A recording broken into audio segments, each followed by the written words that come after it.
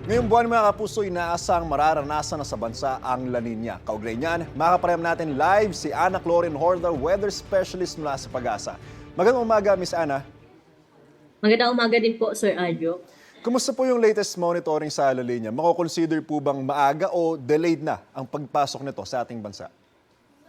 Base po sa ating recent analysis ay nasa 70% pa rin po yung chance na ma-develop o yung La Nina po ngayong buwan ng August, September, October. So nasa range pa rin naman po na posible pong sa mga months na to ay makaranas o nasa La Nina condition po tayo.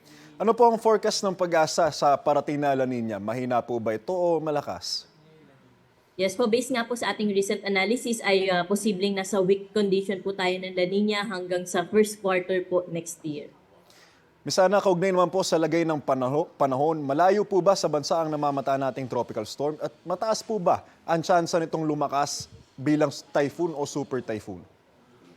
Yes po, sa kasalukuyan po, no, malayo po sa ating area of responsibility itong binabantayan po nating tropical storm at dahil nga po nasa karagatan ito ay hindi po natin inalis ang posibilidad na mag-intensify pa po ito at mas lumakas pa, pero ganun pa man ay wala itong direct na epekto saan mabahagi po ng ating bansa dahil nga malayo po yung distansya nito sa ating Philippine landmass. So Miss Ana, wala pong pag-asa na pumasok ito no, sa Philippine Air Responsibility?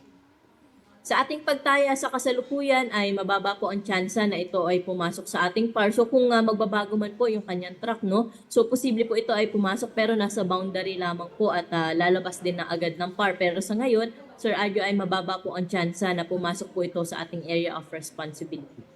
Maraming salamat. Magandang umaga po, Miss Ana Clorin Horda, weather specialist mula sa Pag-asa. Salamat po, magandang umaga.